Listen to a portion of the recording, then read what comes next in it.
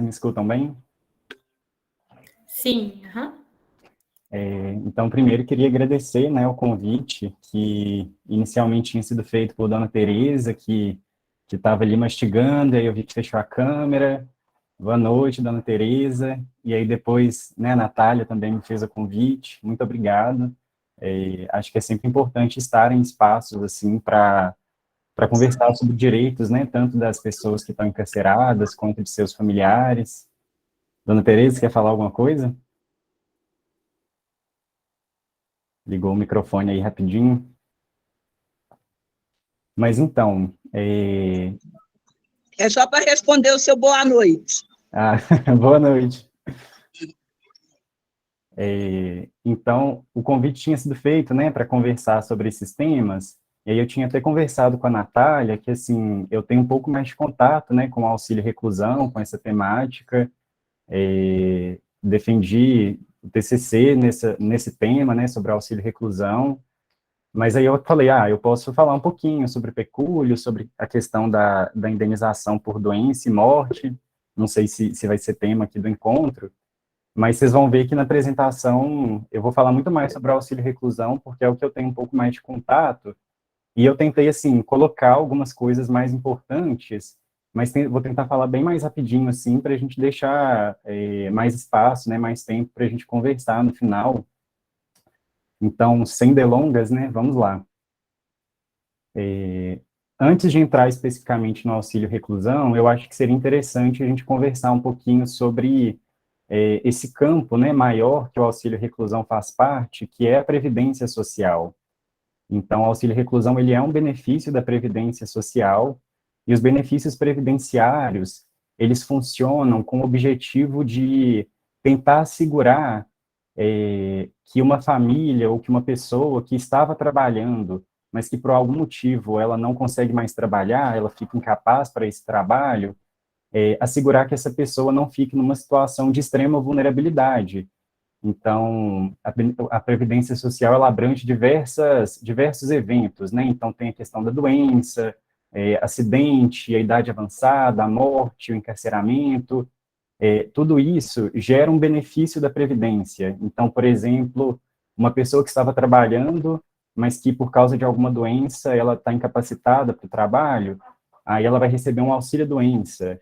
Ou então uma pessoa que está numa idade mais avançada, aí a gente tem os tipos de aposentadorias, né, que seriam para assegurar que essa pessoa não precise trabalhar para o resto da vida.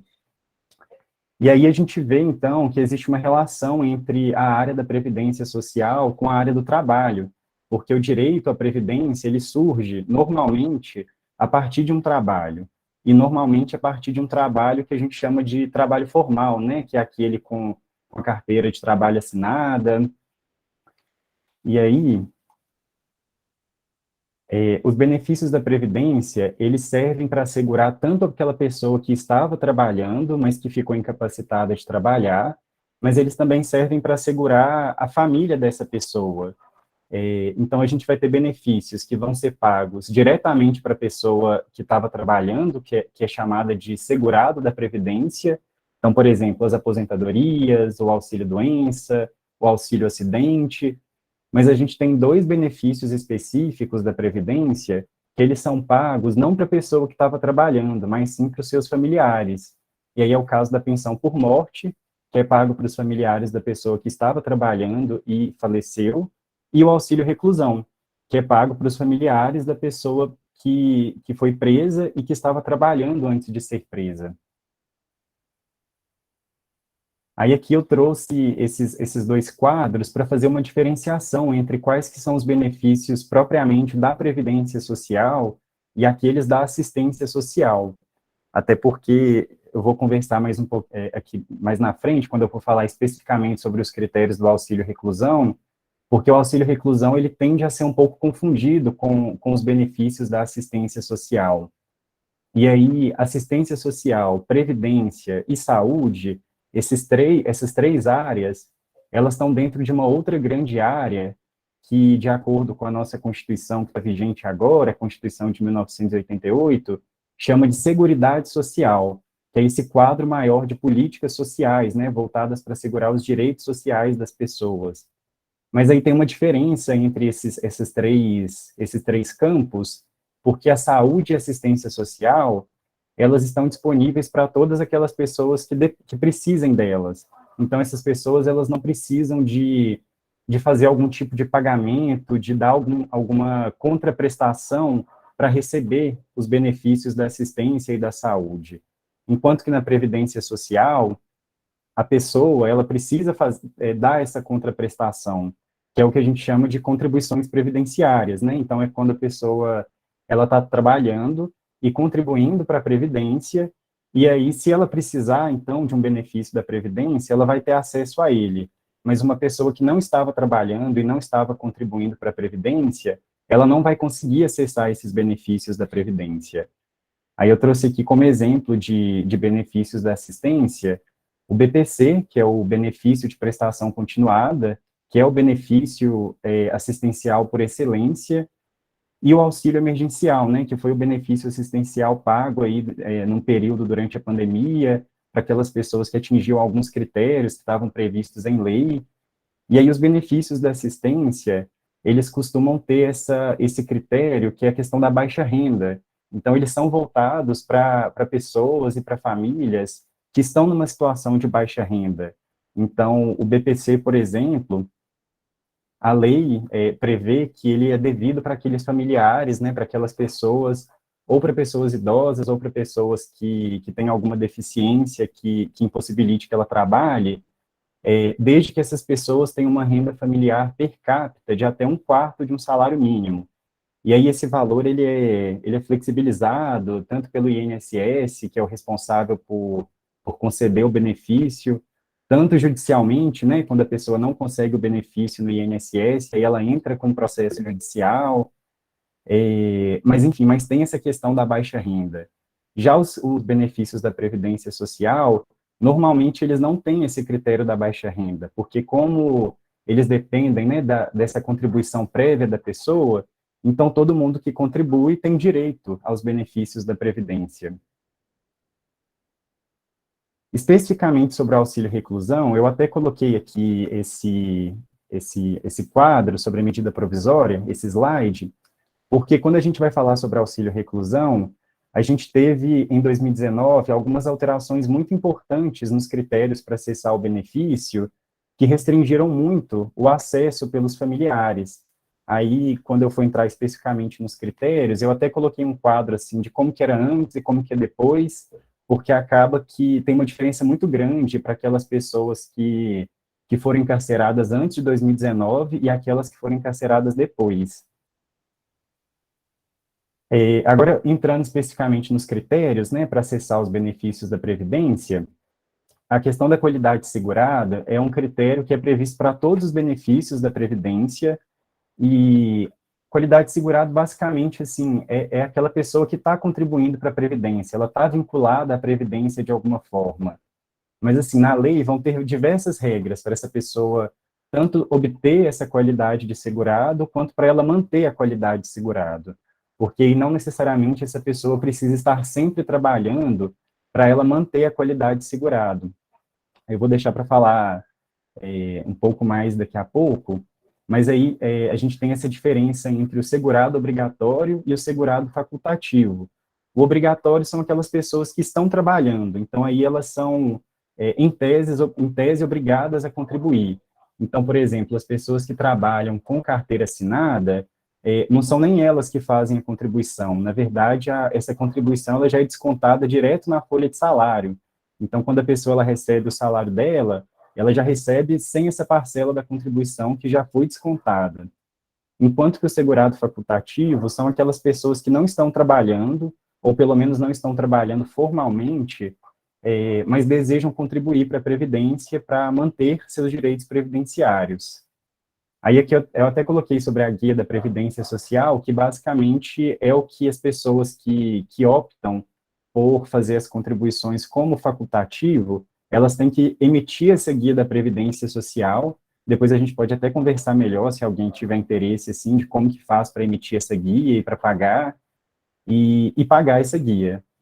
E aí o CNIS é um documento muito importante para a Previdência Social, porque é nele que vai estar registrado todas as contribuições que aquela pessoa fez, seja enquanto segurado obrigatório ou quanto segurado facultativo.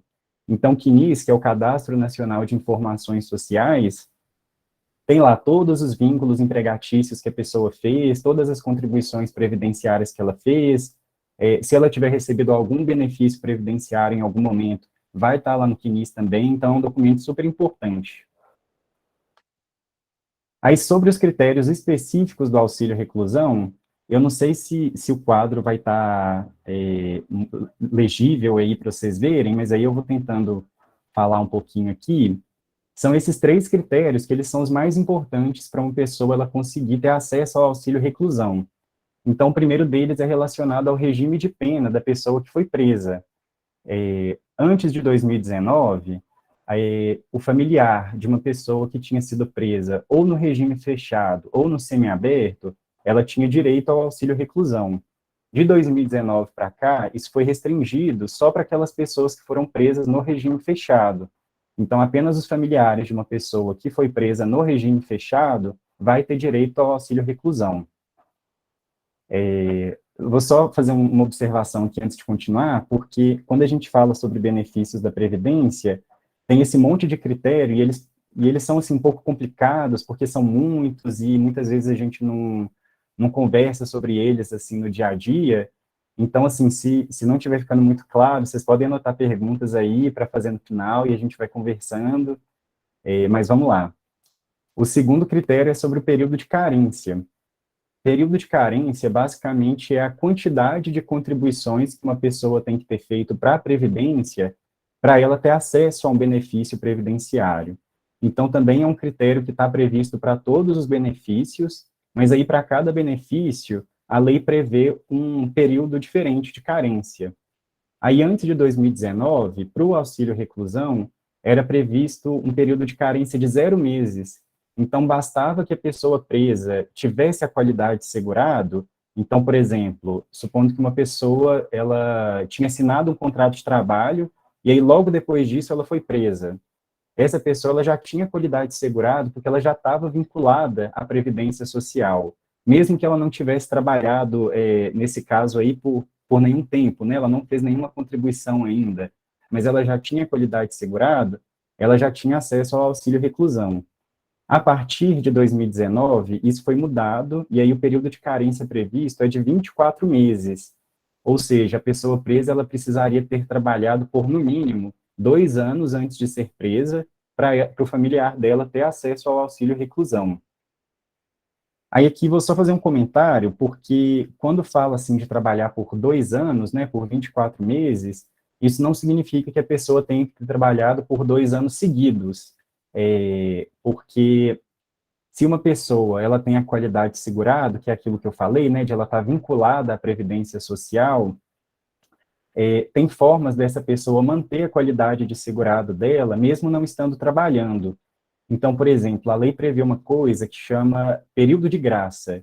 O período de graça, basicamente, é um tempo que a lei dá para aquela pessoa que não está trabalhando de manter a qualidade de segurado dela. Em regra, esse período de graça é de 12 meses.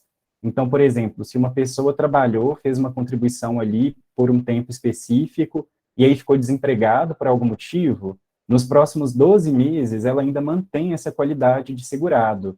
Então, assim, se ela volta a trabalhar depois de 10 meses, aí ela faz uma contribuição nova, ela não perdeu a qualidade de segurado dela.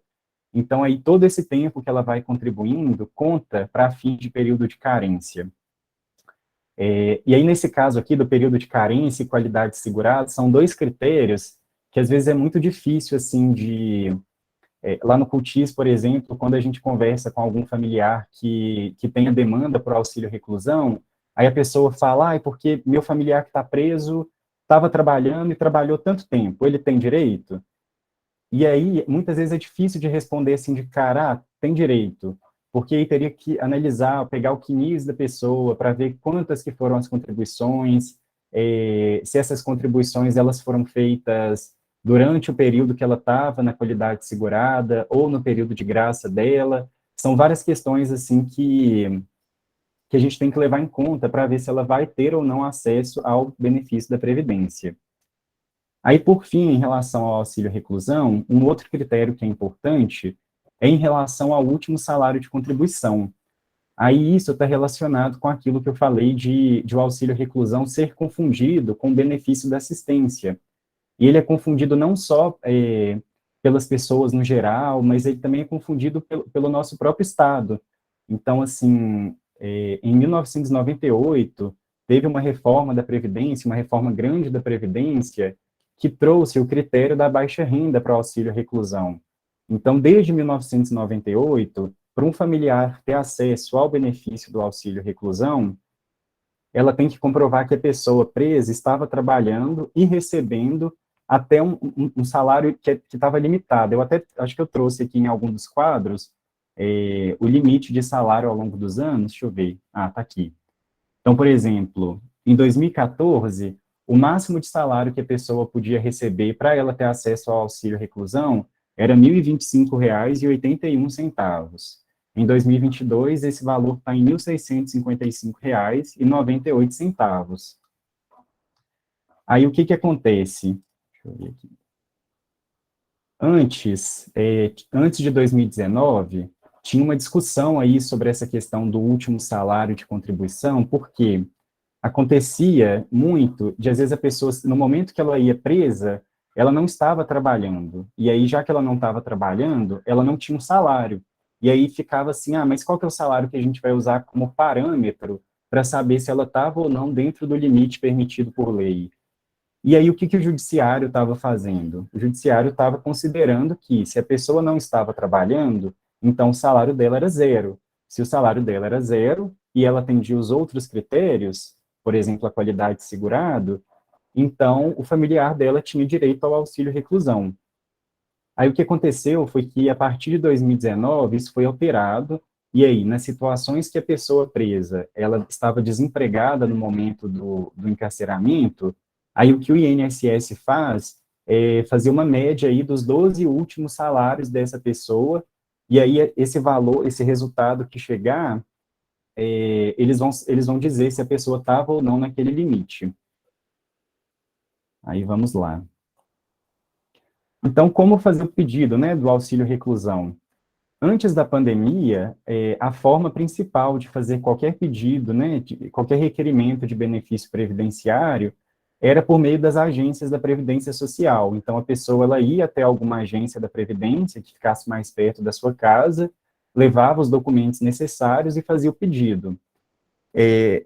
Principalmente por causa da pandemia, isso acelerou um pouco esse processo de virtualização, né, da Previdência Social. É algo que já tinha antes, mas acabou que depois, por ser mais fácil, ou pelo menos mais fácil, assim, para o Estado, né, porque a gente vê que nem sempre é muito fácil para as pessoas que estão querendo acessar a Previdência Social, mas acaba que hoje em dia a forma principal é por meio desse site que chama Meu INSS.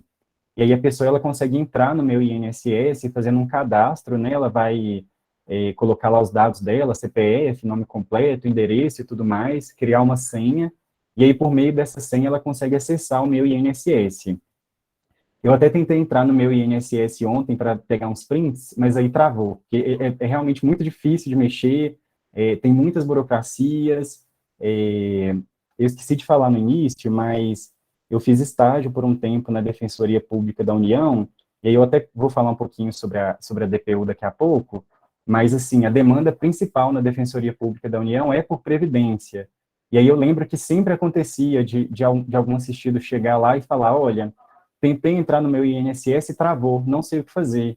E realmente trava muito, às vezes eles fazem umas perguntas que a pessoa não consegue responder porque ela não tem aquela informação em lugar nenhum, enfim, é super complicado. Mas aí, para quem tiver interesse em fazer um requerimento, é só fazer esse cadastro e aí tentar. E aí, se der alguma coisa de errado, aí depois a gente pensa em soluções aí de como consertar isso. Trouxe aqui alguns documentos principais para como fazer esse requerimento do auxílio reclusão. Então, assim, tem que ser os documentos que comprovem que a pessoa ela atinge aqueles critérios, né, que a gente conversou antes. Então, o primeiro deles é demonstrar que, de fato, tem uma pessoa presa. E aí o documento principal é a certidão carcerária, que aí vai dizer se essa pessoa está presa e em qual regime que ela está presa, né? Então, aí, se a pessoa foi presa antes de 2019, então, se ela foi presa no fechado ou no semiaberto, então ela vai ter direito. Depois de 2019, só no regime fechado ela teria esse direito. Documentos pessoais do segurado, que é a pessoa presa, e do dependente, né? Então, RG, CPF, comprovante de endereço, né, do familiar. Procuração, no caso que o requerente for, eu vou falar daqui a pouco quem pode pedir o auxílio reclusão, mas pessoas menores de idade podem pedir, né, os filhos da pessoa presa. Então, aí essa pessoa ela tem que estar acompanhada por um responsável, né, seja por um pai, seja por alguém que tenha a responsabilidade legal por ela. Os documentos que comprovem as contribuições previdenciárias, e aqui o CNIS é muito importante, porque lá ficam todas essas informações, mas também a carteira de trabalho dessa pessoa, e diversos outros documentos que comprovem que ela trabalhou e contribuiu para a Previdência, e os documentos que comprovem que a pessoa é, de fato, dependente da pessoa presa, né? Então, supondo que seja a esposa ou cônjuge, a certidão de casamento ou a escritura pública da união estável, se for filho, então a certidão de nascimento, se forem pais também, a certidão de nascimento, enfim, qualquer documento que comprove essa relação de dependente. Aí quem pode fazer o requerimento do auxílio reclusão, né? A lei prevê 3 grupos. O primeiro deles, que são os cônjuges, né, o cônjuge, a companheira, o companheiro e o filho não emancipado de qualquer condição, menor de 21 anos, ou inválido, ou que tenha deficiência intelectual ou mental, ou deficiência grave de qualquer idade. Então, basicamente aqui são as pessoas cuja dependência ela é presumida, ou seja, essas pessoas, elas não precisam comprovar que elas dependem economicamente da pessoa que está presa. O simples fato de elas comprovarem que elas são cônjuge, companheira, companheiro ou filho, e aí no caso do filho aqui, é o filho até 21 anos, ou então depois de 21 anos, se essa pessoa tiver algum tipo de deficiência. Se elas comprovarem só essa relação familiar aí, elas já conseguem ter acesso ao benefício. Agora, os outros 2 grupos, o grupo 2, que são os pais, e o terceiro, que é o irmão não emancipado, né, o irmão menor de 21 anos, ou então maior de 21 que tem alguma deficiência, essas pessoas elas precisam comprovar que elas dependem economicamente da pessoa presa para elas conseguirem acessar o auxílio reclusão. Mas aí aqui tem uma coisa que se a pessoa presa tiver algum dependente que está nesse primeiro grupo, que aí são os cônjuges, companheiro e filhos, as pessoas que estão nos outros 2 grupos, elas não conseguem acessar o auxílio reclusão.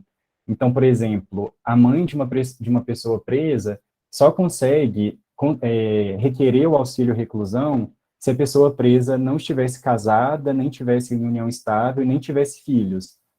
E no caso, por exemplo, de ter mais de uma pessoa do mesmo grupo para receber o benefício, o que vai acontecer é que, para cada pessoa presa, vai ter um benefício, e aí esse benefício ele vai ser repartido pelas pessoas do grupo. Então, por exemplo, supondo que a pessoa presa tem um cônjuge e um filho menor de 21 anos, eles vão receber um benefício que vai ser dividido para os 2. Então, supondo que o benefício seja R$ 1.000, cada um vai receber R$ 500, e não cada um deles receber R$ 1.000. Quando fazer o requerimento do auxílio reclusão, né? A partir do momento que a pessoa foi presa, o familiar já pode entrar com o requerimento. E aí é interessante porque é importante que a pessoa ela faça esse requerimento o mais rápido possível, porque dependendo de quando que ela fizer o requerimento, isso vai alterar uma coisa que é chamada de DIB, que é a data de início do benefício. Então, por exemplo, se essa pessoa fizer o requerimento até 90 dias depois da prisão, ela vai receber o benefício desde o dia que a pessoa foi presa. Agora, se ela fizer esse requerimento depois, ela só vai conseguir receber esse benefício a partir do dia que ela fez o requerimento. Aí aqui eu até coloquei, porque tem essa diferença entre 90 dias, né, que é a regra, mas é 180 dias para quando é um menor de 16 anos fazendo o requerimento. Então, nos casos, por exemplo, de ser um filho menor de 16 anos, ele tem até 180 dias para pedir o benefício e receber o benefício desde o dia do encarceramento. E aí, qual que é o valor do auxílio reclusão?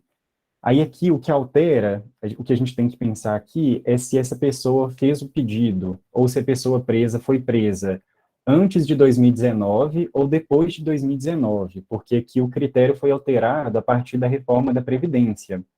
Então, antes da reforma da Previdência de 2019, a pessoa ela recebia o valor do auxílio reclusão, e esse valor ele era o mesmo que a pessoa presa receberia caso ela fosse aposentada por invalidez naquele momento. Então, o que o INSS fazia era fazer um cálculo dos 80% maiores salários daquela pessoa, e aí esse valor aí, a pessoa vai receber de auxílio reclusão. Então, supondo que esse valor desse, por exemplo, R$ 1.500, aí a pessoa ia receber esses R$ 1.500. Depois da reforma da Previdência, o auxílio reclusão ficou fixado para ser no máximo de um salário mínimo. No máximo não, vai ser um salário mínimo, independente do quanto que aquela pessoa contribuía. Então, hoje em dia, se um familiar, se uma pessoa for presa, desde 2019, o familiar vai receber um salário mínimo, não importa o quanto que aquela pessoa estava recebendo antes. Aí aqui eu trouxe algumas hipóteses de cessação do benefício, mas assim, é muita coisa, acho que a gente não precisa ficar se atendo muito aqui aos detalhes, mas basicamente a pessoa ela perde o benefício se existir a perda de algum dos critérios, né, que a gente conversou antes. Então, por exemplo, hoje em dia, só cabe o benefício para quem está preso no regime fechado, né? Então, se essa pessoa, por exemplo, progride de regime, se ela vai para o semiaberto, então o familiar perde o benefício. E aí, no caso de cônjuges e companheiras, a partir da reforma da Previdência, isso ficou muito mais, assim, muito mais limitado, porque antes da reforma, não importava a idade da pessoa, do cônjuge, nem o tempo que ela estava casada, ela ia receber o benefício enquanto durasse o encarceramento ou no regime fechado ou no semiaberto da pessoa presa. Agora, tem algumas limitações. Então, a primeira delas que eu coloquei aqui é essa, olha, o preso com menos de 18 meses de contribuições ou menos de 2 anos de duração do casamento ou união estável, o familiar, né, o cônjuge ou o companheiro, vai receber só por 4 meses. Então, supondo que a pessoa presa, antes de ser presa, tivesse casada ou em união estável há menos de 2 anos, então seu familiar, né, sua companheira, seu cônjuge, vai receber o benefício só por 4 meses, mesmo que ele fique no regime fechado por anos, por exemplo. E aí, mesmo que ultrapasse esses 2 anos de casamento, aí a lei prevê que vai variar o tempo aí que ela vai receber o benefício de acordo com a idade da pessoa. Aí, quer ver? Acho que tem aqui, ó, uma tabelinha aqui, ó. Supondo que a pessoa, que o familiar, né, que a companheira, ela tivesse menos de 22 anos no momento da prisão, então ela vai receber o benefício por no máximo 3 anos, mesmo que a pessoa presa fique presa por muitos anos. Se ela tiver entre 22 e 27, ela vai receber por no máximo 6 anos. E aí por aí vai. E aí a gente vê que isso foi, assim, uma grande restrição ao acesso ao benefício, porque os benefícios da Previdência, né, assim como eu falei um pouco no início, eles têm justamente esse objetivo, né, de assegurar que aquela pessoa, ela não vai se encontrar numa situação de mais vulnerabilidade a partir do encarceramento de alguém que estava trabalhando e contribuindo ali para as despesas da casa, né? E a gente sabe, assim, que o encarceramento, ele, inclusive, traz mais despesas, né, para os familiares, né, seja para enviar kit, seja para pagar transporte, para ir para as unidades prisionais, pagar advogado, enfim, um monte de gastos que eles vêm por causa do encarceramento, né? E aí esse tanto de restrição no acesso ao auxílio reclusão acaba complicando mais ainda a vida, né, das familiares. Aí aqui eu trouxe um pouco sobre a DPU, porque a Defensoria Pública, normalmente quando a gente conversa sobre cárcere, prisional, criminal, assim, a gente tende a recorrer muito à Defensoria Pública do Estado, né, que normalmente são os responsáveis por dar essa assistência técnica aí nos processos criminais ou de execução penal, né. mas o auxílio reclusão, enquanto um benefício previdenciário, ele vai, se a pessoa ela precisar de entrar com um processo judicial, esse processo vai ser no âmbito federal, e aí a Defensoria Pública da União que é responsável por assistir as pessoas. E aí, aqui eu trouxe mais ou menos, mas depois, se alguém precisar, eu posso passar os contatos da Defensoria Pública. Lá agora, eu sei que eles já voltaram a fazer atendimento presencial, eu sei que tem que marcar por telefone, mas eles também estão respondendo por e-mail. Então, supondo que alguém aqui tenha feito um pedido para o INSS de auxílio reclusão, e esse pedido ele foi negado, ou então está demorando muito para ter uma resposta, pode procurar a Defensoria Pública, que eles entram com o processo judicial, ou então a Defensoria ela também atua em casos extrajudiciais. Então, se a pessoa ela tiver, que nem eu falei, né, está tendo dificuldade para acessar o meu INSS, pode procurar a Defensoria Pública, que eles também ajudam a acessar, se der algum problema, eles têm formas mais fáceis, assim, de entrar em contato com o INSS para tirar dúvida e tentar resolver os problemas. Eu acho que sobre o auxílio reclusão é isso. Eu vou falar mais rapidinho aqui sobre o pecúlio e a questão da indenização, porque eles são mais rapidinhos mesmo, e porque não tem tanto estudo, né, as pessoas não conversam, se conversam um pouco sobre o auxílio reclusão, sobre o pecúlio menos ainda. Então, assim, de contato que eu tive com o pecúlio, foi um caso que chegou no Cultis para a gente, que a pessoa, ela estava em saída temporária, e aí ela estava querendo saber como que fazia para conseguir o pecúlio dela, e aí a gente correu atrás para tentar entender o que que era, a gente custou entender o que que era, mas basicamente a pessoa presa, ela tem direito a trabalhar também, né? E aí esse acesso ao trabalho pela pessoa presa vai depender muito de qual regime que ela está. Então, no regime fechado é muito complicado para a pessoa trabalhar, enfim, praticamente impossível, ou pelo menos um trabalho que a remunere.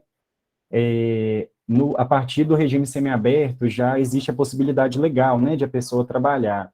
Também a gente vê que, na realidade, são pouquíssimas as pessoas no regime semiaberto que estão trabalhando, mas existe a possibilidade. E aí, se essa pessoa consegue um trabalho remunerado, seja dentro da prisão ou trabalho externo, essa remuneração, ela vai ter algumas finalidades que vão estar descritas lá na Lei de Execução Penal. Então, por exemplo, indenização de danos causados pelo crime no qual ela foi presa, assistência à família, pequenas despesas pessoais ali da pessoa enquanto ela está presa, e ao ressarcimento ao Estado das despesas realizadas com a manutenção do condenado. E aí disso, o que sobrar vai para uma conta dessa pessoa que ela vai poder tirar depois que ela for solta. E aí aqui na LEP não explica muito bem assim o que quer dizer ser solta, porque, por exemplo, nesse caso que a gente teve no Cultis da pessoa que estava em saída temporária, a gente descobriu que, na verdade, a pessoa em saída temporária ela não tem direito ao pecúlio, e que judicialmente tem se aceitado conceder o pecúlio só para aquela pessoa que ou já cumpriu pena ou está em liberdade provisória. E que aí as únicas formas de essa pessoa ter acesso ao pecúlio antes disso são em casos mais urgentes, assim, se ela tem algum caso na família de alguém que está precisando de um remédio que é caro, e aí ela pode usar esse dinheiro do pecúlio para pagar esse remédio, por exemplo. E, na verdade, os únicos casos que eu consegui encontrar, assim, de liberação de pecúlio antes do fim da pena foi em casos para tratamento de saúde de algum familiar. E, enfim, a gente pode fazer várias críticas para isso que está aqui, né, da remuneração da pessoa presa ter essas finalidades, né, por exemplo, de ressarcir ao Estado as despesas gastas com a pessoa presa, né, sendo que a manutenção de uma pessoa presa no cárcere é de responsabilidade do Estado, né, então não faz sentido aí que a pessoa presa que está trabalhando, ela pague para se manter presa, né, afinal de contas, ninguém quer se manter preso, né? Muito menos trabalhar para se manter preso. E aí, por fim, em questão da indenização em caso de doença ou mortes, o que acontece é que, para qualquer coisa do dia a dia, né, da nossa vida, caso a gente sofra alguma lesão, né, algum dano, a gente pode entrar com um processo judicial específico, que é um processo por indenização, seja por danos morais, por danos materiais.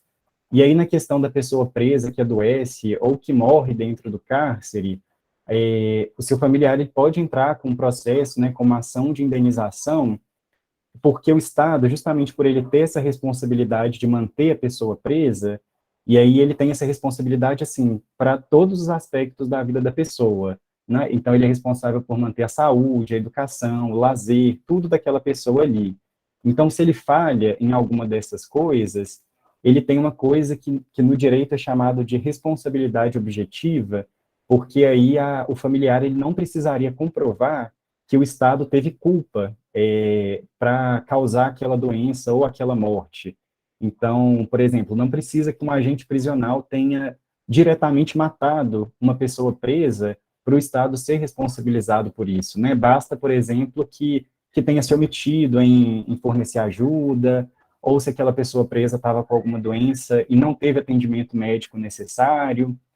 Mas, assim, dos casos que eu consegui encontrar de indenização por doença ou morte no sistema prisional, o que costuma acontecer é que o judiciário ele tende a entender que o familiar ele precisa comprovar um monte de coisas. Então, por exemplo, se a pessoa presa já tinha doença antes de entrar no cárcere, o judiciário costuma entender que não é culpa, então, do Estado que aquela pessoa tenha falecido por causa daquela doença.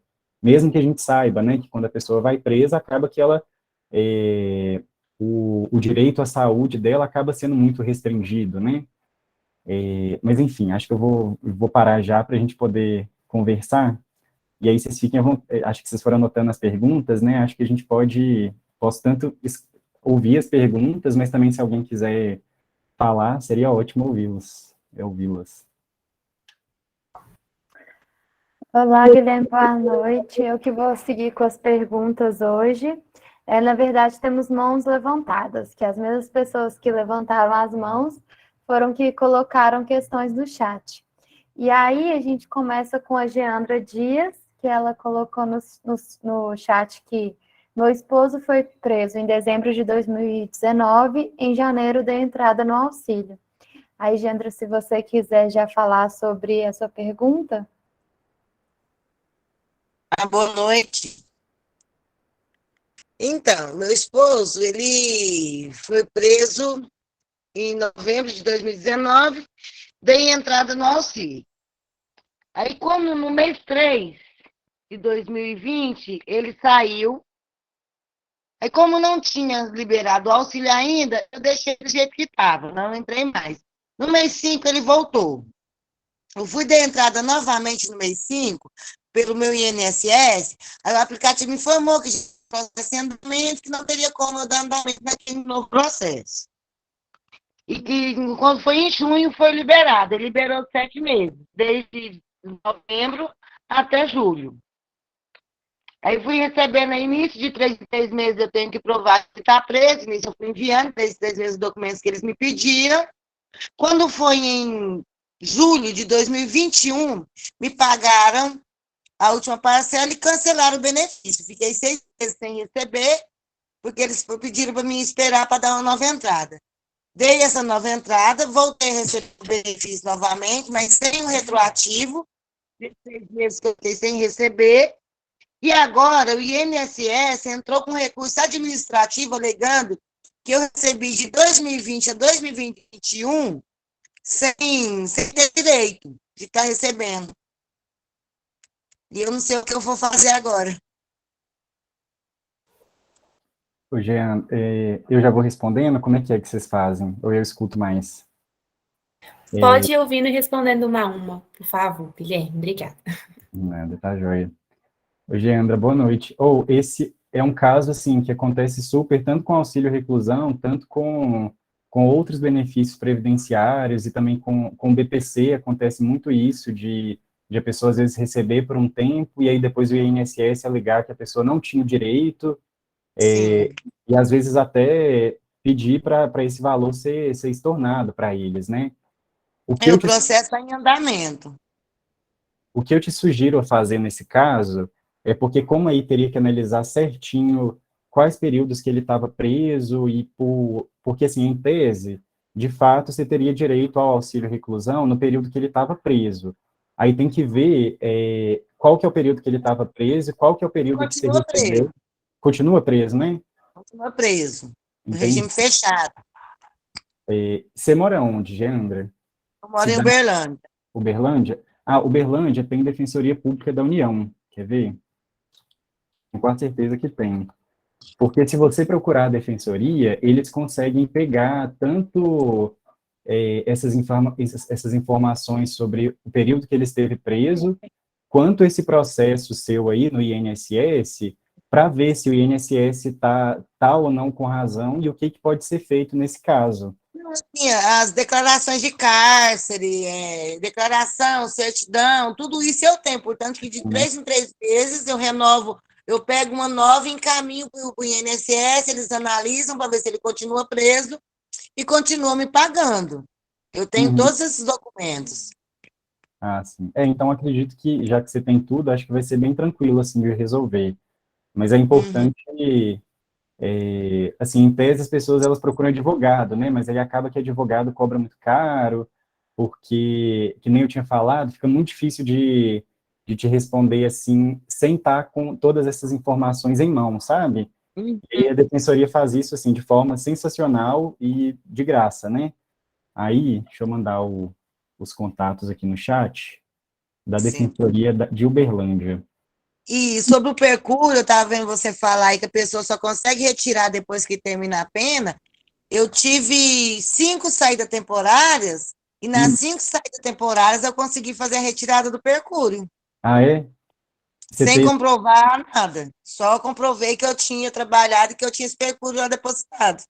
olha só, me conta mais aí, é um caso, então, que eu Foi não... assim, eu fui no Banco do Brasil, que existia dentro do fórum, né, Uhum, daqui da cidade. Aí eles olharam, viram a quantidade de dinheiro que eu tinha, me forneceram um documento, eu levei na execução, uhum. aí o juiz foi e liberou um alvará para que eu retirasse esse dinheiro. As 5 vezes eu fiz assim, consegui. Ó, que ótimo, que Assim, eu juiz fui no limpinho aí. banco, pedi o documento do banco, levei no fórum, pedi que o juiz autor desse o alvará para a retirada do dinheiro, em seguida voltei e consegui retirar. Ah, que ótimo. O que a gente vivenciou aqui foi justamente isso, né, de a pessoa foi no banco, né, quando ela estava em saída temporária, aí ela pegou o extrato que dizia quanto que ela tinha de pecúlio, aí a gente pegou esse extrato, mandou para a Defensoria Pública, eles mandaram para a juíza de execução daqui, e aí a juíza negou, dizendo que a pessoa estava em saída temporária, né, que ela estava no semiaberto, então ela ainda não teria direito ao pecúlio. Mas que bom que você conseguiu, porque eu acho que, assim... Não, porque assim, aqui assim, eu trabalhava, mesmo estando em regime fechado, eu sempre trabalhei. No tempo, eu fiquei 8 anos presa. Uhum, E assim, eu recebi uma porcentagem num cartão que eu deixei com a minha família, que eles faziam o depósito de sacolinha. Aí 25% voltava para o ressarcimento e 25% para o percúrio. uhum, E o diretor de finanças da penitenciária ainda roubou nós tudo, mais da metade do nosso dinheiro. uhum. Na época. Entendi. Ah, mas que bom que você conseguiu esse pecúlio. Eu ia mandar aqui no chat, mas eu acho que eu vou mandar o link do site da Defensoria, porque aí tem todas as informações, assim, de endereço, de telefone, eu acho que fica mais fácil. Aí, entrando nesse site, aí você escolhe a cidade, o município, aí tem especificamente o de Uberlândia. Sim. Né, eu vou estar procurando eles para mim ver como que eu devo agir. Procura, assim, Tá bom, muito obrigada. de nada. Seguindo com as perguntas, a gente tem a Mara Rúbia com a mão levantada, e ela também colocou no chat sobre quanto tempo, o MEI, quanto tempo tem que pagar, e ela também falou sobre o seu esposo, que trabalhou de carteira assinada em 2018, depois não assinou mais, e ele foi preso em 2021, tem filho menor de idade e tem direito a receber. Aí, Mara Ruiva, pode, se você quiser falar sobre a sua pergunta ou comentário que você colocou no chat.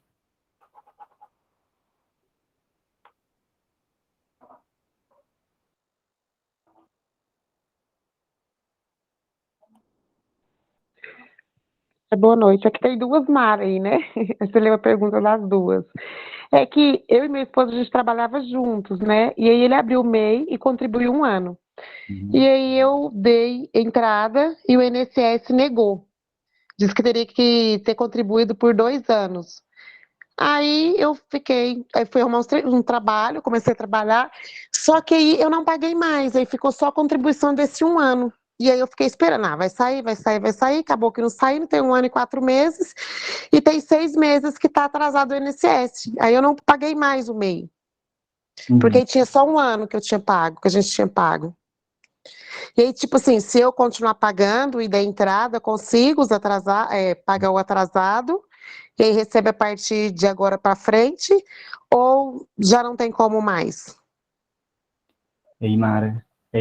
Então, isso que eles falaram aí, que tinha que ter contribuído por 2 anos, é aquele critério do período de carência, né, que a partir de 2019 a pessoa precisa comprovar que no momento do encarceramento ela já tinha feito essa contribuição de 2 anos.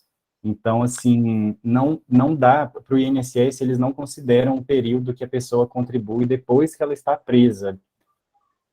Então, assim, nesse caso, se você tiver... assim, no caso, teria que ser a pessoa presa que estivesse contribuindo, né? Então, nesse caso, como ele contribuiu por 1 ano, e você falou que antes ele tinha trabalhado de carteira assinada, né? Mas parece... Não, essa é outra pergunta, outra pessoa. Ele trabalhou mais 2017. Da outra vez que ele foi preso, eu consegui receber o auxílio, reclusão, porque ele estava de carteira assinada, né? Agora não estava, ele estava pagando o MEI, mas tinha 1 ano só. Uhum. E como foi 2017, eu tinha passado a carência, né? Isso, em 2017 o período de carência era 0, então, assim, ele não precisava ter contribuído nenhum tempo para ele conseguir, assim, só o fato de ele estar trabalhando, ele já tinha acesso ao benefício.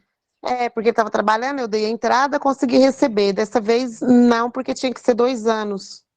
A gente tinha 1 ano pago, né? E aí eu dei a entrada e foi negado. E aí eu não paguei mais, porque eu fiquei pensando, vai sair, vai trabalhar, né? Mas acabou que não saindo e passou 1 ano e 3 meses, não contribuí mais, e, tipo, tá 6 meses atrasado. Eu até paguei uns meses depois, aí depois eu parei de pagar. Uhum. Então, mesmo se pagar os atrasados e da entrada, não tem direito. Isso que eu quero saber. Não tem direito. Se você continuar pagando depois que ele está encarcerado, não conta mais para carência. Ah, tá. Seria antes, né? Esses 2 anos, então. Exatamente. Ah, que bom. Essa era a minha dúvida, porque eu pensei, vou pagar os atrasados e da entrada. Eu ia gastar o dinheiro à toa. Acho que isso pode ser algo até comum, assim, né? Essa ideia de, vou complementar aqui então para conseguir o benefício, né? Mas realmente, Aham. eles só contam aquilo que tinha sido contribuído antes do encarceramento. Então não dá mesmo, não. Mas obrigado, foi bom ter esclarecido. Tava com essa dúvida já há um tempo. Agora temos a Clarete Campos com a mão levantada. Pode falar, Clarete.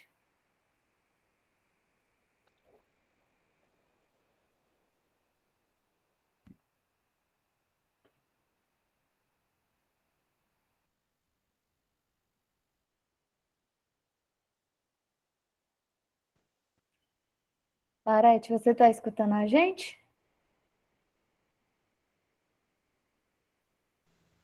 Estou aqui. Boa noite. Então, a questão é o seguinte, meu filho, ele contribuiu, trabalhou 1 ano, né? 2017? 17? 17. Aí ele saiu do emprego, né? E depois ele foi preso novamente. Depois de 6 meses que ele estava preso, eu entrei em contato com a minha ex-nora, né?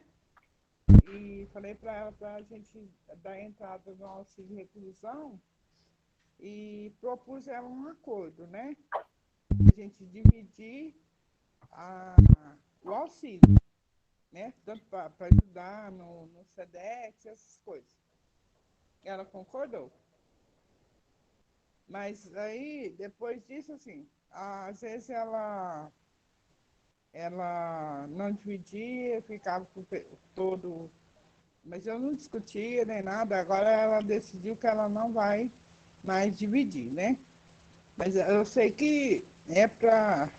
Eu tenho uma filha com ela de 5 anos, né, minha netinha, e Então, essa é a questão. Mas ele só trabalhou um ano, ele vai fazer 30 anos, ele só trabalhou um ano de carteira assinada.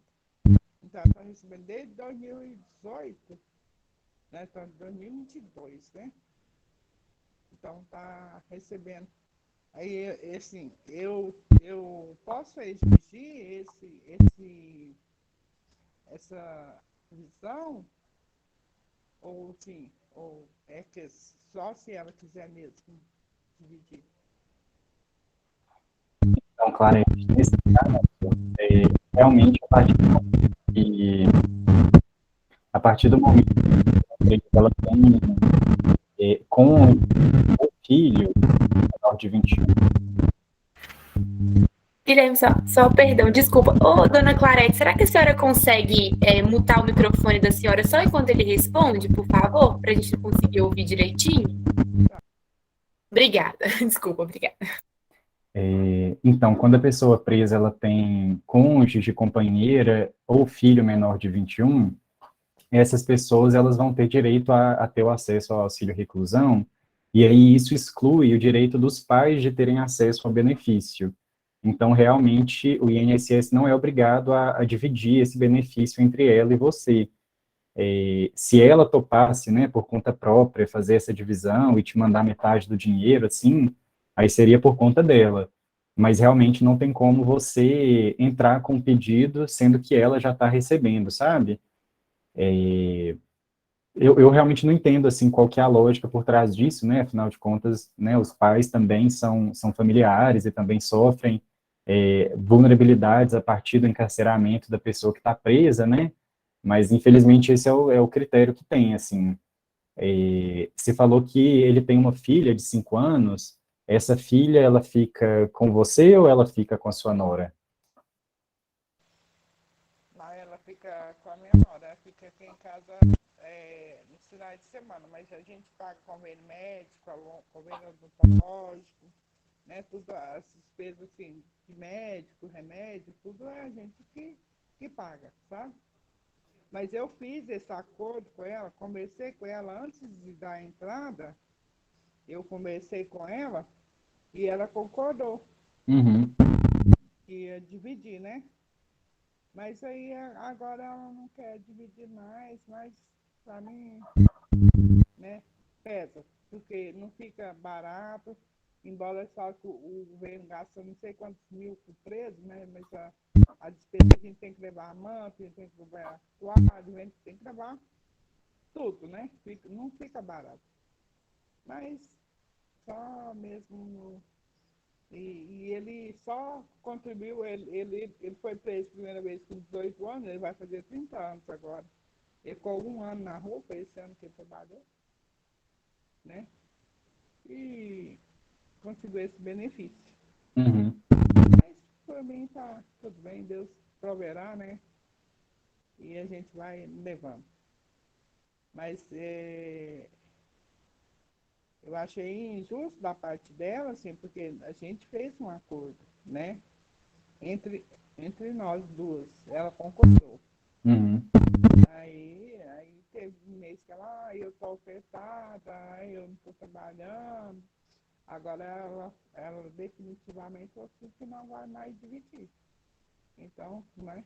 Vamos dizer, perdão a palavra, liga-se o foda-se, né? Que ela falou. Então, tá tudo bem, né? Não falta nada para minha neta, né? Graças a Deus. Aqui em casa também não falta. Mas a gente tem a despesa com ela, que o convênio médico não é barato, o convênio odontológico não é barato. Quando a gente leva no médico, a gente compra medicação, né? A despesa também não fica barata. Então, mas é questão de consciência, né? Da pessoa, né? Mas é isso. Obrigada pela atenção. Nada. Eu ia falar que se a neta ficasse assim com vocês o tempo inteiro, o que vocês poderiam tentar fazer é fazer o pedido do auxílio reclusão para a neta, porque aí ela receberia metade, né? A sua nora receberia metade, a neta metade. Mas no caso da neta, né, o fato de ela ser filha da sua nora, então é sua nora quem geriria, né, o dinheiro, administraria o dinheiro da neta, né? Aí o que poderia ser feito, mas aí eu nem sei se teria essa possibilidade, não, é mais assim, tentar entrar com algum processo judicial, dizendo que você também tem gastos, né, com a neta, e por causa disso, o valor do auxílio reclusão da neta poderia ser pago diretamente para vocês, mas aí, assim, seria por meio de um processo judicial e uma tentativa também, não é nada certo, assim, se vocês tiverem esse interesse, aí também pode procurar a Defensoria Pública, ver com eles se eles acham que tem viabilidade de fazer isso, se é algo que eles já fizeram em outros casos, mas realmente, assim, o fato de ele ter uma esposa, né, uma companheira e uma filha, isso retira, de fato, seu direito até de nem tentar, né, pedir o benefício. Mas eles são divorciados, né? Mas Ah, tá. eu que vou lá na UAI pegar o atestado carcerário, né? De 3 eu que vou lá, pego, repasso para ela. Mas eles são divorciados, eles não são mais casados. Entendi. A netinha tinha 6 meses, agora tem 5 anos. Entendi. E esse auxílio reclusão é para ela mesmo ou é para a filha dele? Repete, por favor. O auxílio reclusão, ele é pago diretamente para sua nora, ou será que ele é da filha dela e ela só recebe o dinheiro pela filha? Mas o que pode ter acontecido é ele conseguir o auxílio reclusão quando ela estava casada, e aí depois de divorciar, isso não alterou lá no INSS, né? Que às vezes a pessoa não vai até o INSS para dizer que a situação mudou, né? Aí às vezes ela está recebendo ainda por causa disso. Essa questão aí eu não sei, né? Porque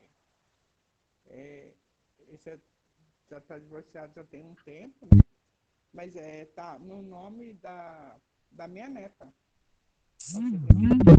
A beneficiada é minha neta. Entendeu? Entendi.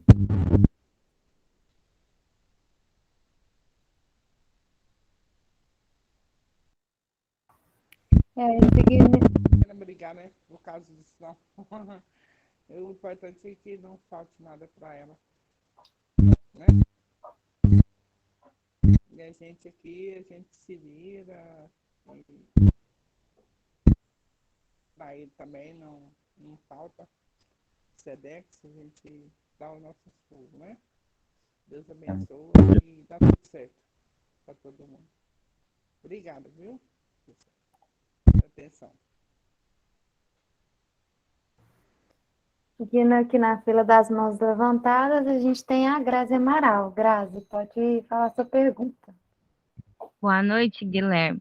Então, a questão aí era quase parecida com a da Mara, porque o meu, eu tenho 3 filhos com ele foi preso, aí ele tinha 1 ano e 7 meses de carteira assinada, ele tá de carteira assinada ainda, porque eles não podem mandar ele embora enquanto ele estiver recluso. E a pergunta era essa, se eu poderia, assim, fazer o pedido depois que ele tivesse preso, porque ele ia cumprir os 2 anos só agora depois de 5 meses, né? Ele já está quase 9 meses preso. E, assim, o INSS, eles informam a gente muito mal, porque em 2019 ele estava preso e eles falaram para mim que ele se encaixava nos critérios, alguns critérios, né? Só não se encaixava no teto, porque o teto daquela época eu acho que era 1.300, 1.200 e pouquinho. Aí ele recebia 1.400 e pouco. E assim, eles tem hora assim que eles informam a gente tão mal sobre esse auxílio reclusão que a gente fica meio perdido. Mas assim, muito obrigado pela oportunidade. Ai, pois é, eu também acho que informam super mal mesmo. E não só informam mal, como usam termos muito complicados, às vezes, de entender, né? Termos muito específicos, assim, do direito, e especificamente de quem trabalha com previdenciário. E, enfim, é impossível de entender esses processos até quem é da área, assim. Sobre isso que você falou, de 1 ano e 7 meses, realmente, né, tem alguns vínculos trabalhistas, né, que já está previsto, que se a pessoa for presa, ela não perde aquele vínculo trabalhista ali. Mas o fato de ela manter esse vínculo com o trabalho depois de presa, isso não conta mais para fins de o familiar conseguir o auxílio reclusão, porque o familiar ele tem que conseguir cumprir com todos os critérios do auxílio reclusão no momento do encarceramento. Então, assim, no dia que aquela pessoa foi presa, ela tem que estar com os 2 anos de contribuição, ela tem que ter a qualidade segurado, tem que estar no regime fechado ou semiaberto, hoje em dia no fechado ali, né? E tem essa questão do último salário de contribuição. Eu lembro que lá na Defensoria Pública, quando eu fazia estágio lá, esse critério do limite aí, né, da renda baixa, é o que costumava pegar mais, assim, de às vezes o salário da pessoa ultrapassava, tipo assim, R$ 100, R$ 200, e aí ela não conseguia acessar o benefício por causa disso. O que faziam lá na defensoria, o que os defensores costumam fazer, é entrar com processo judicial, e aí no processo judicial, tentar argumentar ali com o juiz que o fato de aquela pessoa receber um pouco a mais do limite ali, isso não significa que o familiar dessa pessoa tem condições de se manter sem o auxílio reclusão, né? Então, a defensoria costumava argumentar muito, tipo assim, no sentido de tentar tirar verbas trabalhistas daquele salário. Então, supondo que a pessoa recebeu 1.500 de salário, e desses 1.500, e aí o teto era 1.200, por exemplo. E aí, desses 1.500, a defensoria argumentava que 300 foi de uma indenização que aí não poderia ser incluída no salário, e aí o juiz ia lá e entendia que podia tirar esses R$ 300 e que aí a pessoa ela ia estar dentro do limite. Assim, isso é um super jogo, assim, de tentar argumentar, de tentar criar contextos para convencer o juiz de que aquela pessoa tem direito ao auxílio reclusão. Então, assim, se no seu caso, o único critério realmente que ele não tenha alcançado seja a questão do último salário de contribuição, eu sugiro também procurar a Defensoria Pública, porque aí eles conseguem entrar com esse processo e pode ser que consiga, assim, um resultado favorável, né? E enquanto ele estiver preso, você pode entrar com pedido de auxílio reclusão a qualquer momento. Então, assim, não importa que já tenha muito tempo que ele está preso, você pode entrar com pedido hoje em dia.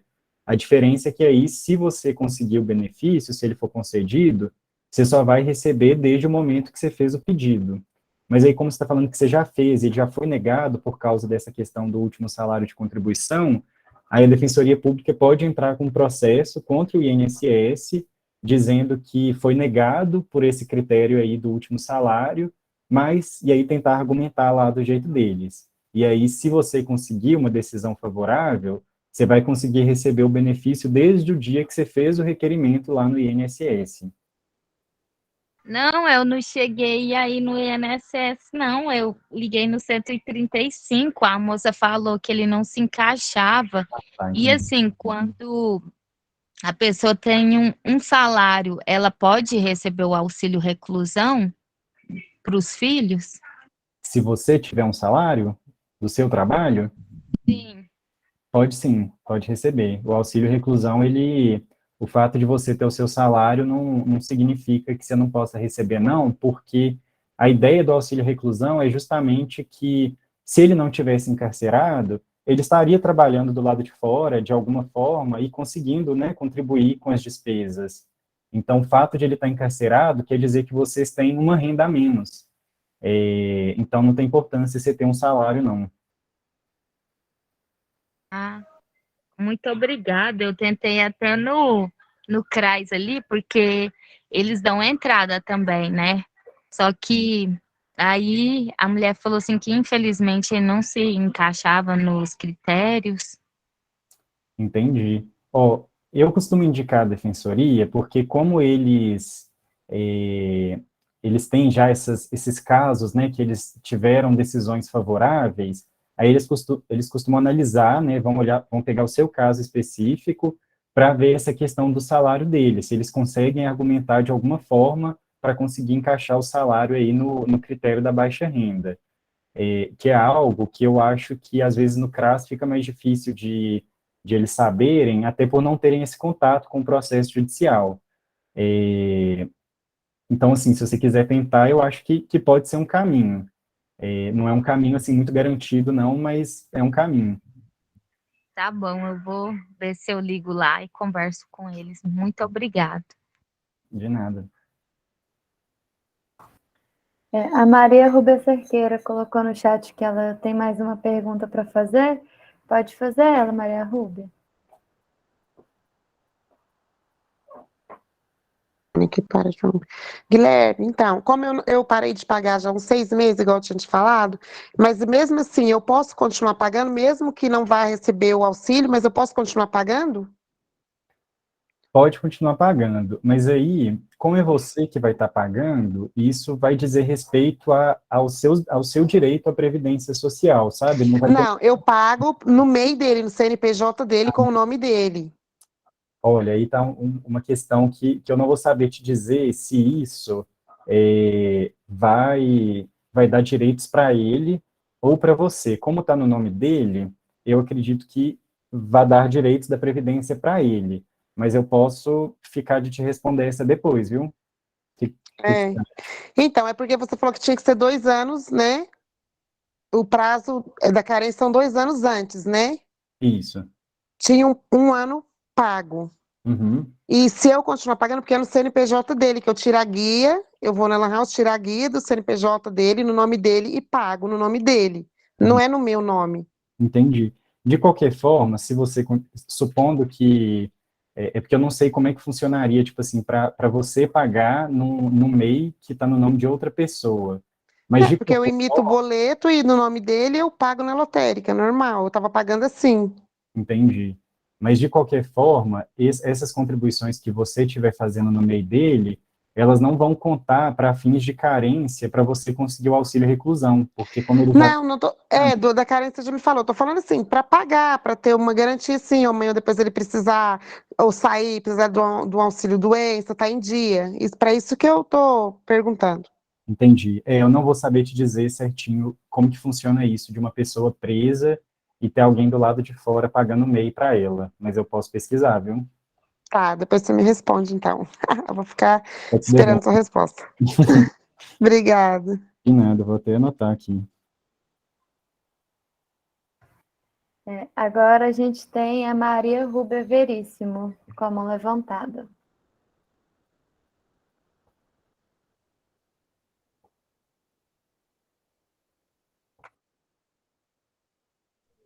Boa noite. Boa noite. Deixa eu tirar uma dúvida, é porque meu esposo, quando ele foi detido, já tinha mais ou menos uns 2 anos que ele estava sem trabalhar de carteira assinada. Isso exclui o direito de eu solicitar o benefício ou eu posso solicitar? Ele foi preso quando? Em 2021, Então, em agosto. muito provavelmente, o que acontece antes disso, antes desses 2 anos, ele chegou a trabalhar, como é que foi? Antes desses 2 anos, ele trabalhava de carteira assinada, depois ele ficou 2 anos sem trabalhar. Então, a última vez quando ele deu baixa na carteira foi em 2018, em dezembro. Aí Uhum. depois disso ele não assinou mais. E antes, quando ele estava trabalhando de carteira assinada, ele chegou a trabalhar por pelo menos 2 anos? Sim. Porque o que que acontece? Aquele critério da qualidade segurada, porque nesse caso, então, ele conseguiu o período de carência dele porque ele trabalhou por 2 anos. Aí tem que ver se ele conseguiu manter a qualidade de segurado dele durante esse tempo todo que ele ficou sem trabalhar. E aí existe essa possibilidade, que é assim, quando a pessoa quando ela está contribuindo para a Previdência e ela para de contribuir, aí ela tem os 12 meses que são que é chamado de período de graça, que aí ela pode ficar sem trabalhar por esses 12 meses, e ela mantém a qualidade de segurado dela. E aí tem uma possibilidade de aumentar mais 12 meses, ou seja, de ficar 24 meses sem trabalhar e manter a qualidade de segurado, que são nos casos de a pessoa ela ter sido demitida sem justa causa e comprovar que ela procurou emprego durante esse tempo e que ela não conseguiu emprego. E aí, se conseguir comprovar isso, aí ele consegue manter essa qualidade segurada por 2 anos, mesmo não estando trabalhando. Você lembra como é que foi quando ele saiu do trabalho dele? Não, porque depois que ele saiu, ele foi trabalhar autônomo de servente, aí ele não procurou mais serviço de carteira assinada. Entendi. Quando ele estava trabalhando como autônomo, ele fazia contribuição para a Previdência, você sabe? Não, não fez contribuição. Então, possivelmente não tem, né?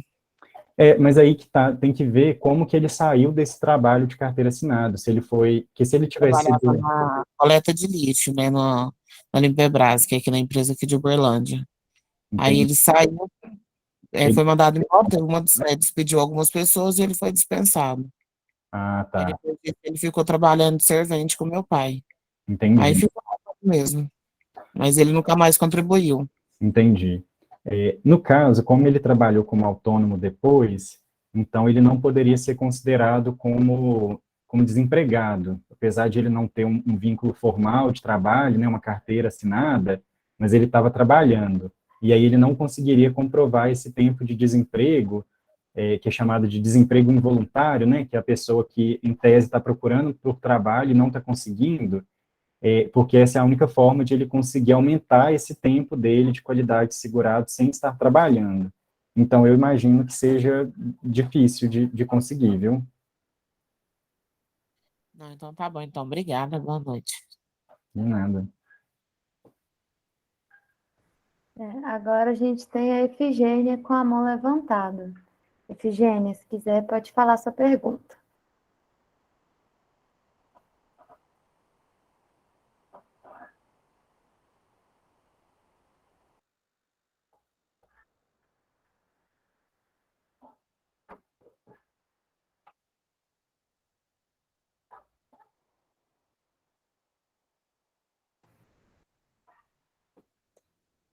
Efigênia, você está escutando a gente?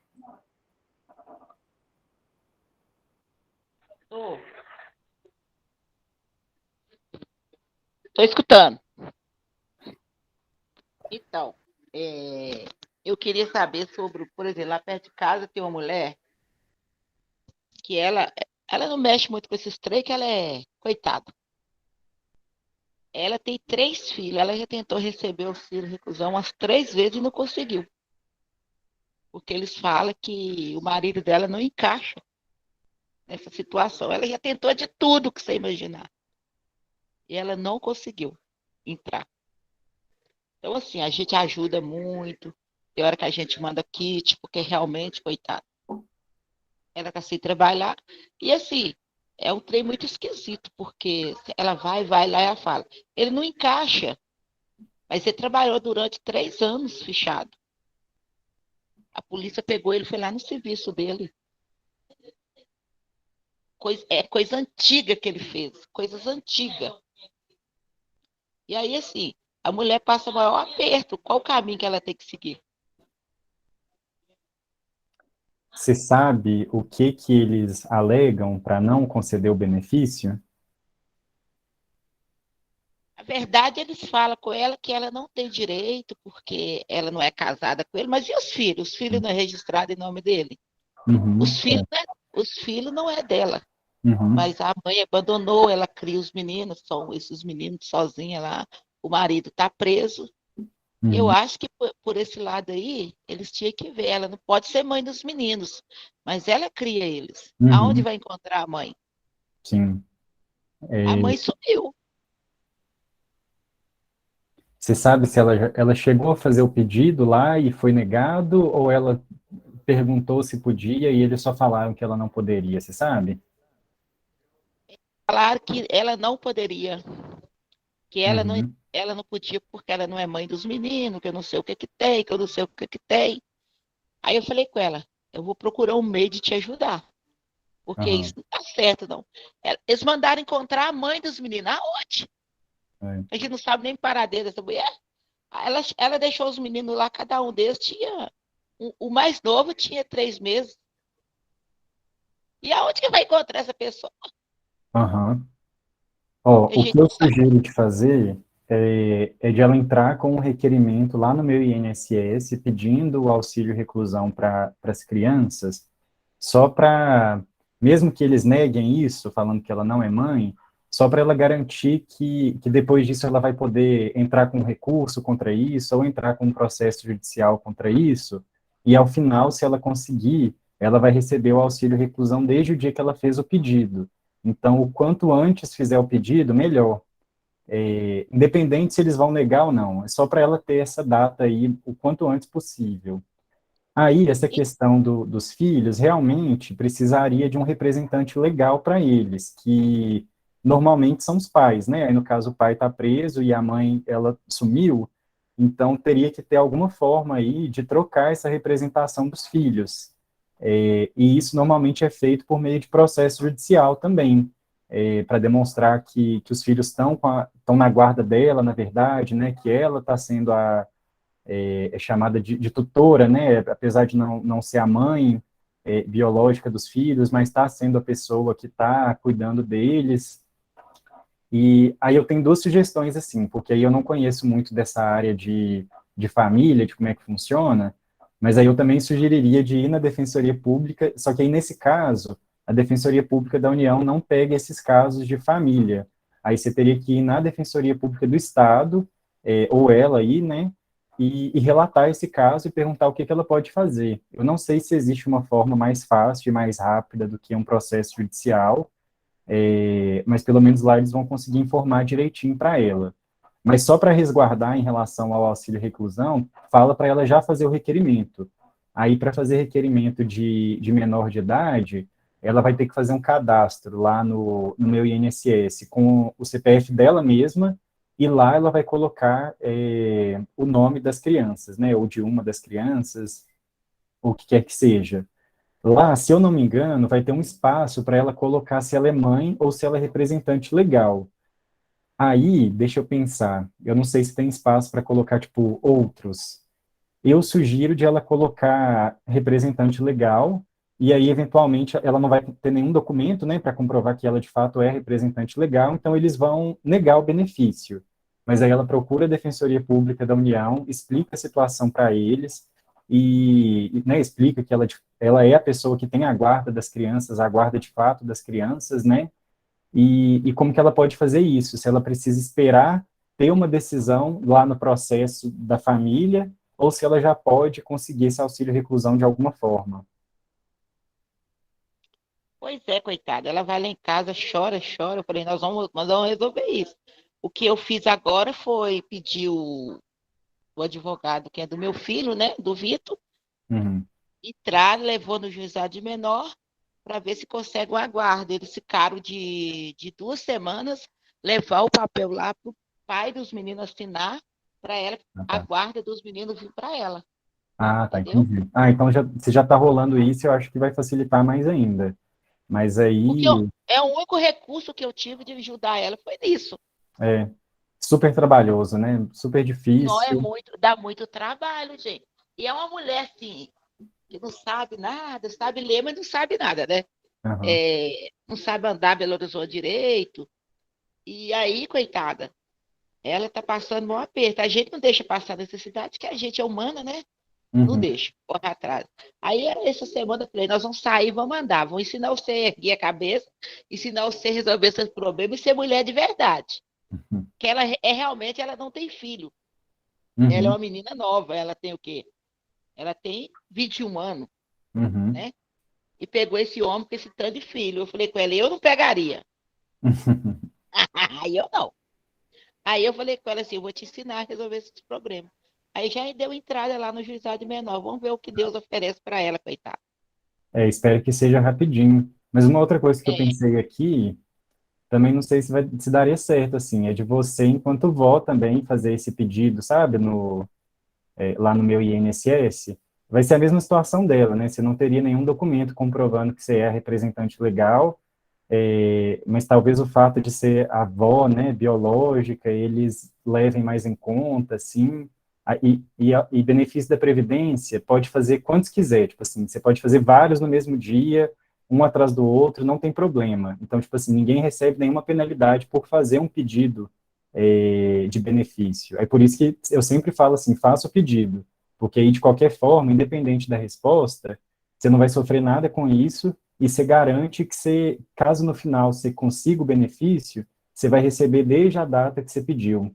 Então, acho que vocês podem fazer tanto pelo seu nome quanto pelo dela. Mas eu não sou vó, não. Ah, tá, eu achei que você fosse Não vó. sou nada deles, não. Eu só estou ajudando. Deus me Uhum. livre. Meus netos, se acontecer uma coisa dessa, meus netos tá doido. Entendi. Misericórdia. Eu tenho um casal e o meu filho, que é pai, Ah, não tem problema, não. Ele é chefe da segurança do Brás de São Paulo. Meu filho, que é pai, não tem, não. Só o mais novo que não tem filho que me dá trabalho. Misericórdia. Se eu fosse vó desses meninos, eu já tinha resolvido isso há muito tempo. A avó entendi. desses meninos, a avó desses meninos já morreram, o pai, o vô já morreu, coitados. Eles não têm ninguém, só tem a madrasta e o pai por isso. Eles não são Entendi. daqui, eles vieram lá do Piauí, é tudo doido, sabe? É tudo louco. Entendi. Não, mas fala para ela fazer o pedido, então, no nome dela. Olha aí, doutor Tereza, achando que é meus netos. Tá doido? Então tá bom, meu amor. Obrigado. De nada. Então, gente, a gente já finalizou com as mãos que estavam levantadas e com as perguntas. Mas se alguém quiser fazer mais alguma pergunta, um comentário, pode ficar à vontade.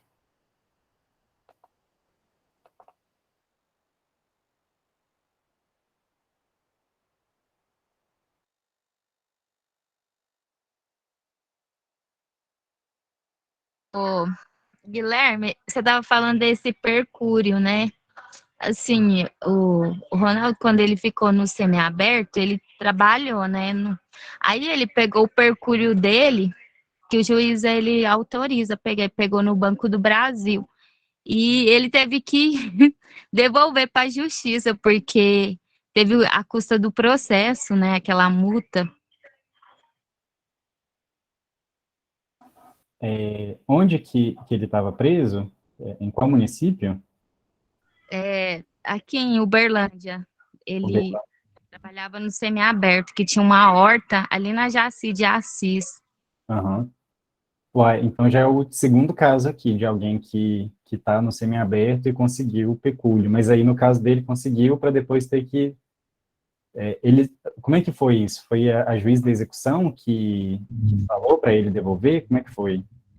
Foi, na época não era esse juiz de agora, que é o Lourenço. Aí eles fizeram os papéis lá, tudo para ele receber, né? O presídio, acho que mandou para o juiz, um trem assim. Aí ele falou para ele procurar o juiz. Aí procurou, autorizou tudo, ele foi no Banco do Brasil e recebeu.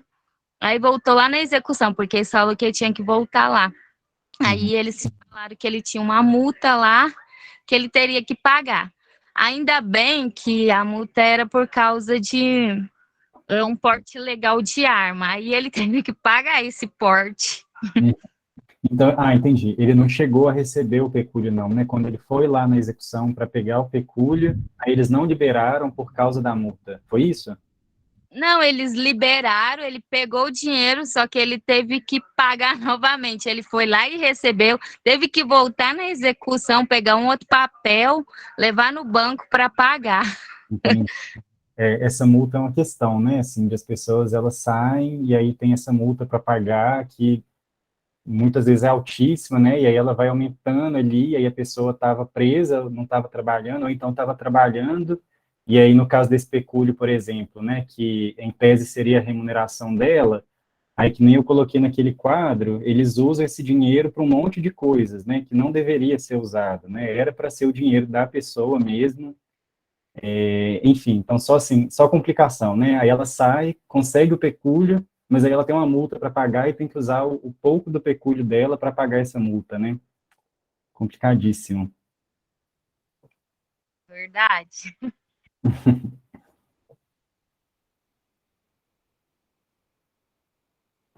A outra pessoa que disse que conseguiu o pecúlio no semiaberto, eu não lembro quem que era, mas é de qual município mesmo? Se a pessoa estiver aqui ainda, eu fiquei curioso aí, porque foi Geandra. Ah, foi Uberlândia também? Ah, tá, Jaci de Assis. entendi. Gente, se não tiver mais pergunta, eu queria só dar um recadinho antes da Mari encerrar. Mas se tiver pergunta, podem ir. Ninguém? Dona Tereza está com uma cara que está querendo falar ali, ó.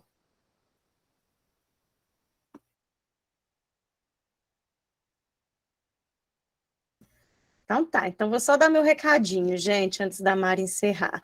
Bom, primeiro, agradecer de novo ao Guilherme, eu sei que a Mari vai agradecer em nosso nome, mas já que eu pedi a palavra, eu vou agradecer também a ele, agradecer a Mari e a Raquel também por terem conduzido a reunião, e a todos vocês por estarem aqui até hoje. Que bom que vocês não desistiram de nós.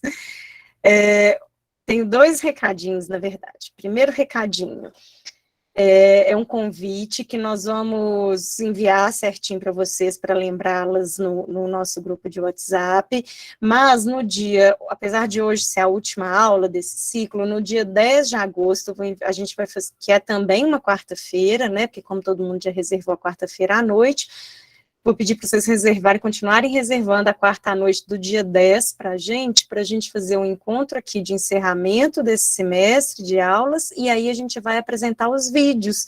Vocês mandaram alguns vídeos, a gente foi em Uberlândia, e a gente prometeu para vocês que esses vídeos vocês seriam as primeiras a ver, né? Antes da gente mostrar para qualquer pessoa, divulgar em qualquer lugar, vocês precisam ver se está tudo bem, se vocês gostaram, etc. Então, isso vai ser no dia 10 de agosto, a gente manda para vocês o lembrete na semana, mas já reserva a data. Segundo recadinho, a gente está, hoje é o nosso último dia de aula, nós estamos juntos desde abril, então quero agradecer imensamente a todas vocês, todas vocês e o Gilmar, por estarem com a gente todas as quartas-feiras. Eu aprendi muito nas aulas e eu aprendi muito com vocês, então agradeço por terem acreditado no trabalho, por estarem com a gente, espero que tenham conseguido resolver alguns dos problemas que a gente sabe que são tão difíceis e tão angustiantes que todos vocês têm. A gente recebeu algumas declarações de pessoas que conseguiram tirar seus companheiros, seus filhos da cadeia, ou diminuir tempo de cadeia, ou resolver alguns problemas que estavam agarrados, e a gente fica muito, muito feliz com isso.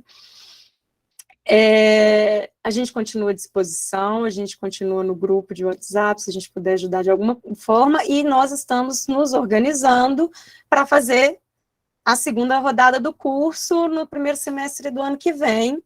Então, a gente vai encerrar esse, mandar os relatórios, resolver tudo, e a gente vai entrar em contato aí com as nossas articuladoras para a gente ver vamos olhar as avaliações que vocês fizeram de todas as aulas, então quem não fez avaliação de alguma aula, por favor, faça, até para a gente saber quais assuntos foram legais, quais assuntos vocês querem saber mais, quais assuntos que vocês sugeriram, para a gente organizar no ano que vem. Eu espero que a gente esteja junto de novo, e aí eu espero que os companheiros, filhos de vocês e maridos já estejam livres e vocês estejam no curso só para ajudar outras mulheres. Muito obrigada, gente. E aí, dito isso, passo a palavra para a Mari, e agradeço, a gente mantém contato. Eu que tenho que agradecer, porque eu aprendi muito, tô uma mulher muito afiada. Estou muito triste porque está acabando. Não é para acabar, não, gente. Misericórdia, esse trem é bom demais. Esse é o nosso melhor retorno, dona Efigênia. Eu acho que, assim, não preciso nem falar, faço das palavras da Nath as minhas. Agradeço mais uma vez muito ao Guilherme. Eu falo assim, eu sou formada em Direito e essa aula aqui, para mim, foi uma aula maravilhosa, porque não tinha ideia de muitas coisas que foram ditas aqui. Acho que mesmo no Direito a gente aprende pouco, estuda pouco essa questão, né, do direito previdenciário, dos auxílios financeiros, então acho que foi muito boa.